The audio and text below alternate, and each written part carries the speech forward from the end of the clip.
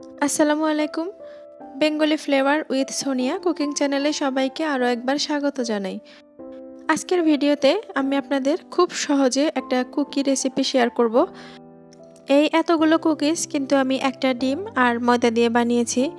অনেকটা ড্রাই কেকের মতো স্বাদ হয়, বাচ্চারা এটা কিন্তু ভীষণ পছন্দ করে।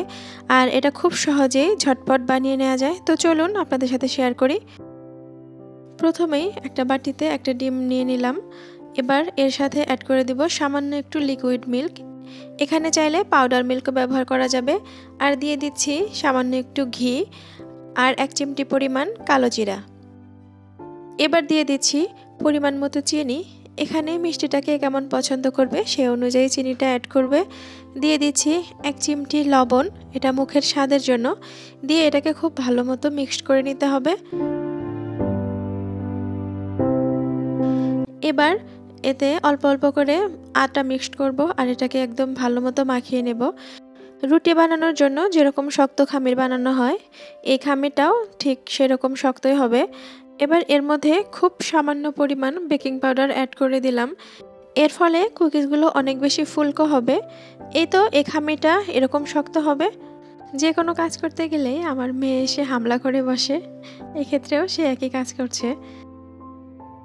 এবার রুটি বেলার মতো করে খামিটাকে বেলে নেব। আমি সবটুকু একসাথে নিয়ে নিয়েছি।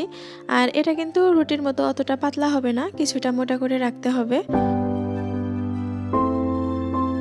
এবার কয়েকটা কুকি কাটার নিয়ে সেটার সাহায্যে বিভিন্ন শেপ দিয়ে নেব। তবে চাইলে ছুরি দিয়ে কেটেও যে কোনো শেপ দেওয়া যাবে। আর সেটা পরবর্তীতে আমি দেখিয়ে দিচ্ছি। এ পর্যায়ে আপনাদের কাছে একটা রিকোয়েস্ট করে নিচ্ছি, যারা আমার ভিডিওগুলি দেখেন যদি ভালো লেগে থাকে তবে অবশ্যই একটা লাইক দিবেন। আর যারা এখনও আমার চ্যানেলটি সাবস্ক্রাইব করেননি, প্লিজ আমার চ্যানেলটি সাবস্ক্রাইব করে রাখবেন। আর যারা ফেসবুক থেকে আমার ভিডিওটি দেখছেন তারা চাইলে আমার পেজটি ফলো দিয়ে রাখতে পারেন। আর আমার রেসিপিগুলো আপনাদের কাছে কেমন লাগে সেটা কিন্তু আমাকে অবশ্যই কমেন্ট করে জানাবেন। এই যে প্রথমবারে মোট এতগুলো কুকিজ হয়েছে। এবার ওই খামিটাকে আবারও নতুন করে একটা রুটি বানিয়ে নেব আর তারপর আবার কুকি কাটার দিয়ে কেটে নেব।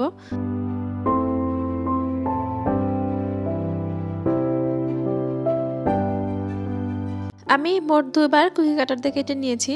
আর শেষেটুকু এভাবে রুটির মতো বেলে একটা ছুরির সাহায্যে কেটে নিচ্ছি। এটা কিন্তু চাইলে ডিজাইন করেও কাটা যাবে, তবে আমি যেহেতু কুকি কাটার দিয়ে অলরেডি ডিজাইন করেছি, তো এখন আর সেই ঝামেলায় না গিয়ে সরাসরি কেটে ফেললাম। এবার একটা প্যানে তেল গরম করে নিয়ে তার মধ্যে কুকিগুলো নিয়ে মোটামুটি 4 থেকে 5 মিনিট মতন একদম হালকা আঁচে এপিট ওপিট করে ভেজে নামিয়ে ফেললেই হয়ে যাবে। চুলার আঁচটা কিন্তু আমি একদম সর্বনিম্ন পর্যায়ে রেখেছি। এই তো এরকম গোল্ডেন ব্রাউন করে ভেজে উঠিয়ে নিচ্ছি। একইভাবে বাকি কুকিজগুলো ভেজে নিচ্ছি।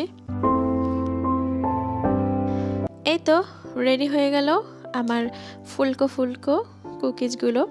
এগুলো খেতে সত্যিই অনেক ভালো লাগে, আপনারা অবশ্যই ট্রাই করে দেখবেন। আর আমার পরবর্তী রেসিপিটি দেখার জন্য অবশ্যই আমার সাথে থাকবেন। আল্লাহ হাফেজ।